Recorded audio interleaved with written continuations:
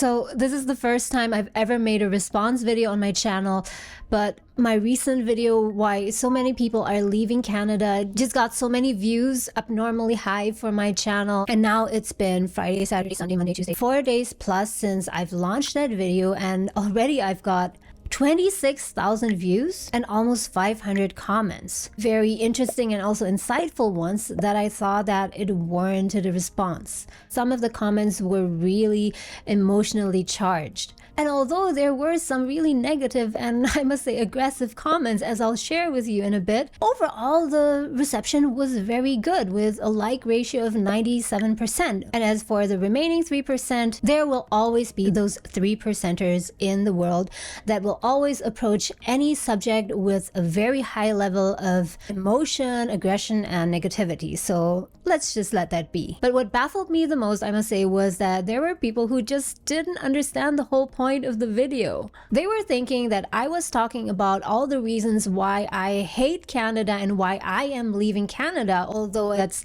not the case at all. I'm here to stay. Instead, all I was doing in that video was commenting on the recent phenomenon of why there's been an influx of immigrants coming to Canada, leaving Canada again.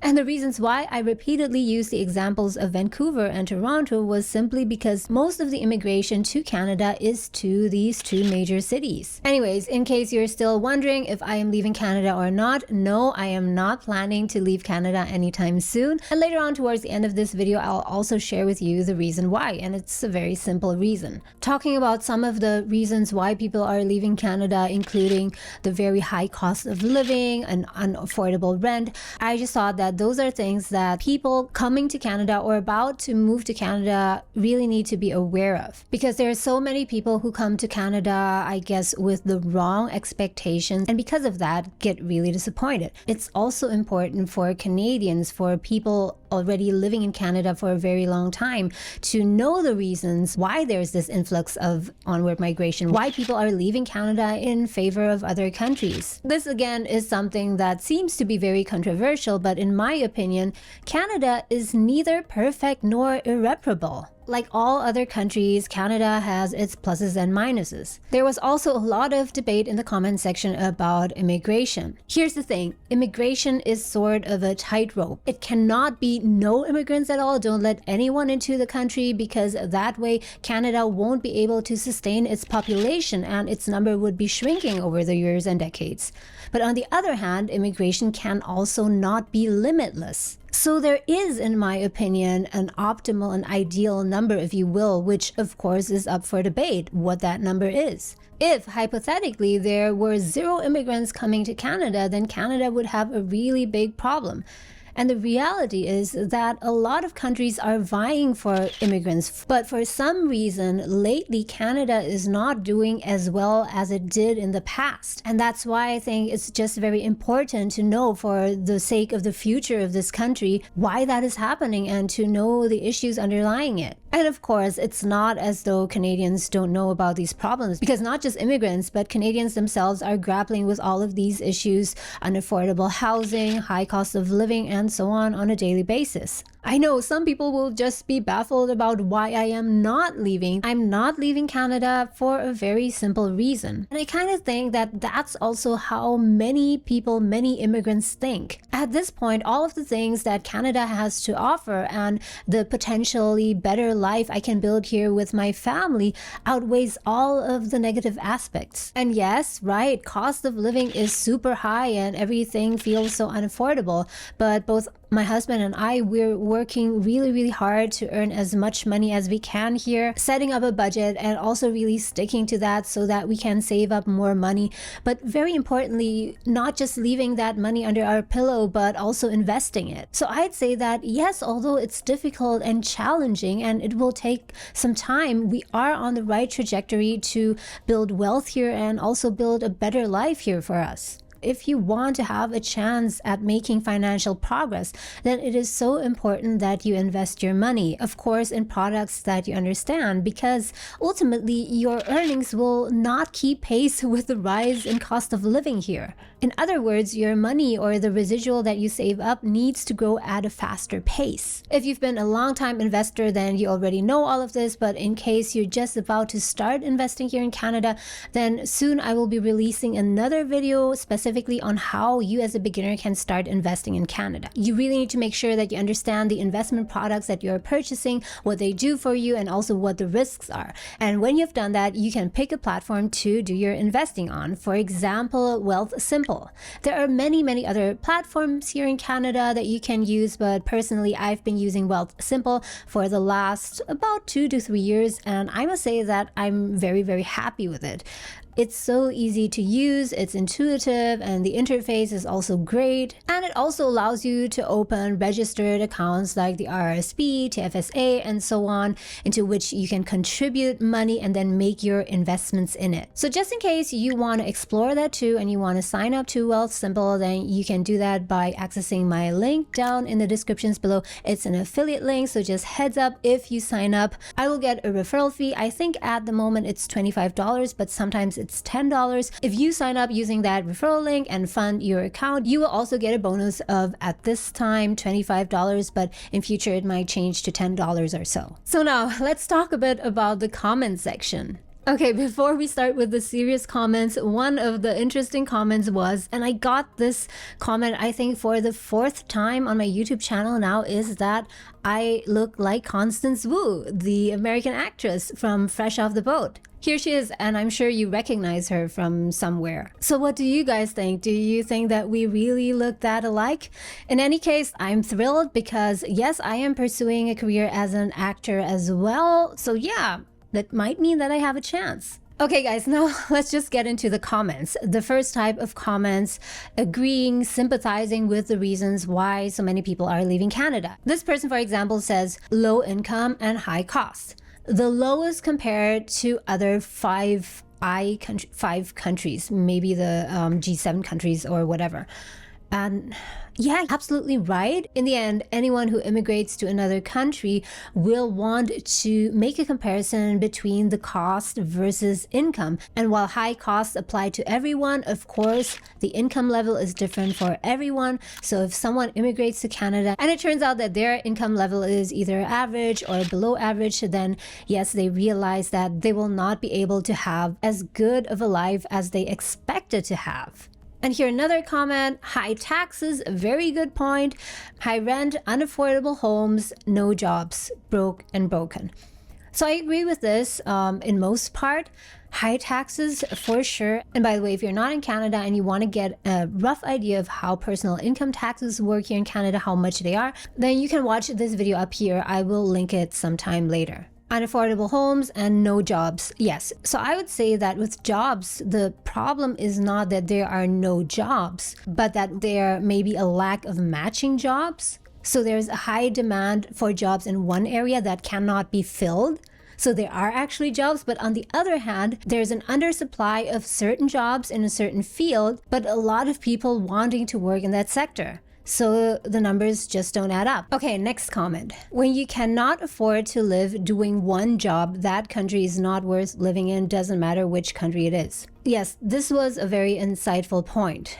So a lot of people in Canada, also in the United States, of course, and other countries, in order to make a living, cannot just rely on one job. If, for example, they're a single person and they have one job paying them, let's say $35,000 per year, and they live in Toronto or Vancouver, then no, that will not be enough. They will need to look for another job to supplement their first income. That being said, it's a totally different scenario if you are not single, but you come here to Canada as a couple, like my husband and I did. I must say that coming here as a couple and both of you work will be much easier for you financially. No matter how much you earn, when you add up those two incomes, then it does amount to something, especially if you do not have kids yet.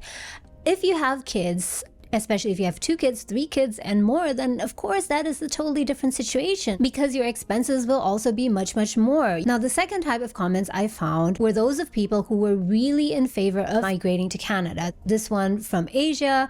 My sister has a PhD credential. Even I used to encourage her to seek for a better quality of life in this country because the good opportunity in Singapore is packed, no more good jobs left. So I always encourage her to go to Canada, except for Canada. I cannot think of a good place for her to go. United States is too dangerous. Many Australians are to Asian, so my final result will always been Canada. There is no more option for Asian. I'm speaking the truth. I've lived in Singapore myself, and yes, it is true, it is packed. I do not know what's going on with the labor market there right now, but from this person's comment, it seems that in Singapore it is as packed, if not even more packed in the job market. And that's why I say, guys, things are always relative. It's kind of funny if I think about the comments, depending on where someone is from, what kind of experience they previously had, in which countries, their view about Canada will be very, very different.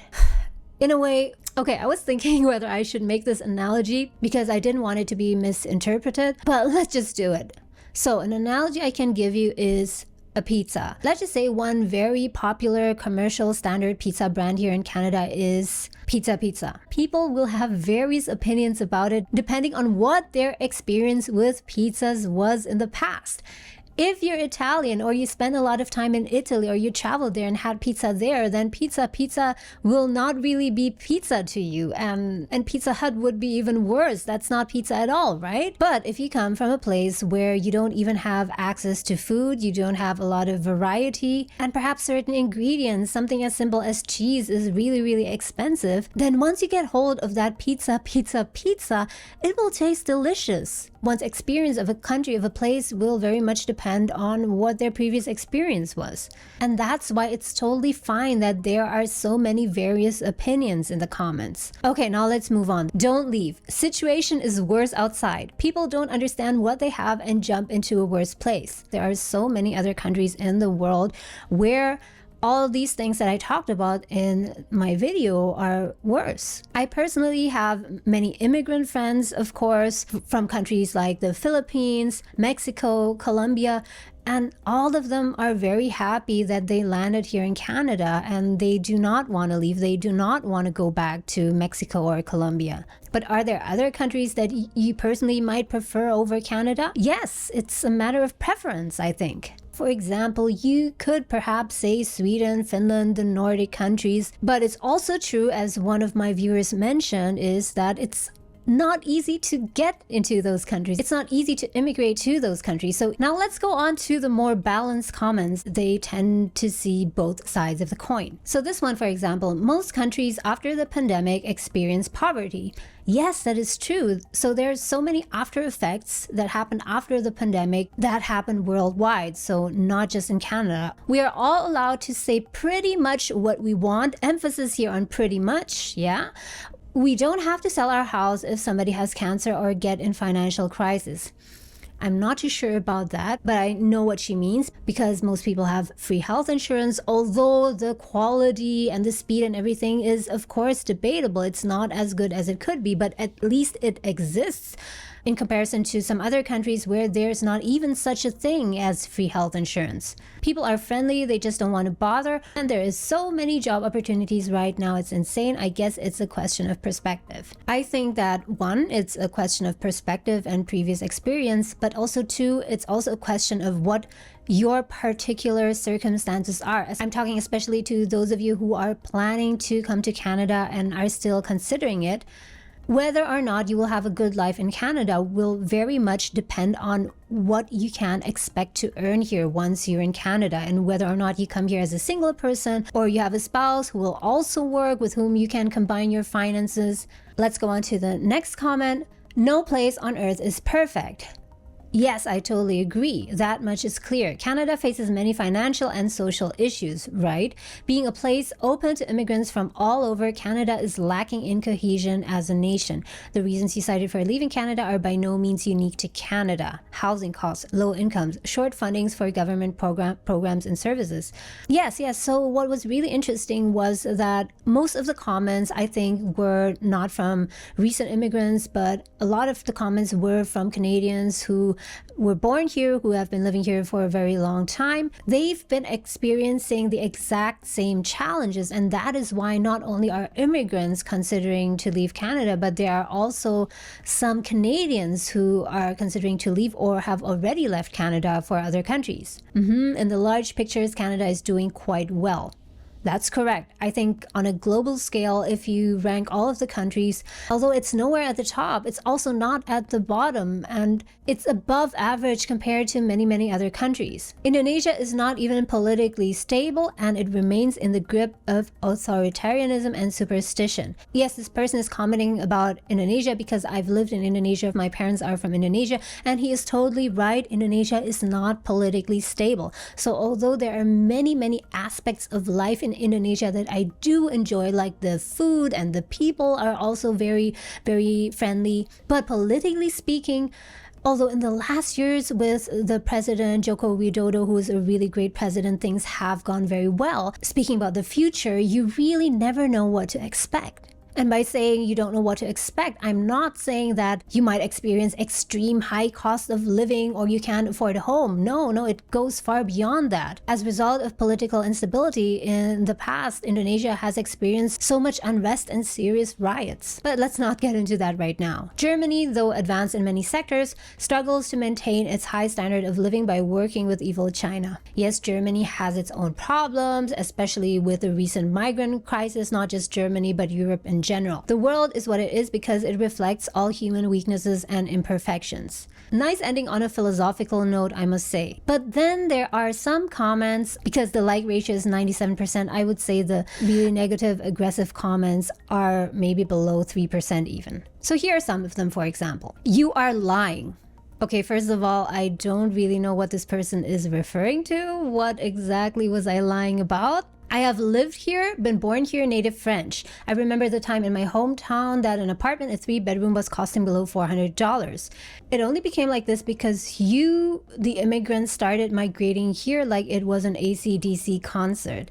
It is not me saying it, it is National Bank and TD Bank stating it from their statistics. I always try in general, although a comment is very negative, to see which part of the comment has some grains of truth. And even in this very negative comment, there is some truth, which is that it seems that the Canadian government has not really done their homework when calculating the optimal number of immigrants that they can invite into the country. Or to say it another way, they have not made the adequate preparation in terms of housing, etc., to be able to accommodate those immigrants. So the immigrants are coming here expecting that after graduation, they will have all these awesome jobs with a high income, which will enable them to lead a high quality of life here. But it turned out the government messed up with the economy and that didn't happen and they became disappointed. Moving on, another rather aggressive comment, and this just made me laugh actually. She should not have been allowed to stay in Canada. Student visas are for students to study and leave, and not to leech Canada, stay and steal. I'm just gonna comment on the first part. First of all, I am not employed by any company. If at all, then you could say my employer is YouTube, because I am a content creator. I create content and I am self-employed, so I'm not really taking anyone's job here. But anyways, generally speaking, not just Canada, but any country who wants to have high quality immigrants will offer their students the possibility to work after they graduate, and provided they meet certain criteria, they will be able to stay on in that country, either converting to a work permit, PR, and so on. So as I said earlier, I think there's an optimal number for immigration. It cannot be limitless, of course, but it cannot be zero either. And what that number is, that's the thing that should be debated, and not whether or not there should be immigrants. It just doesn't make sense. Some people will choose to come to Canada because they appreciate everything that Canada has to offer despite its shortcomings. Some people stay and some people leave. Yeah, so that was it for today. Thank you again for engaging in the discussion and watching this video. Have a great day and I'll see you soon in the next video. Bye.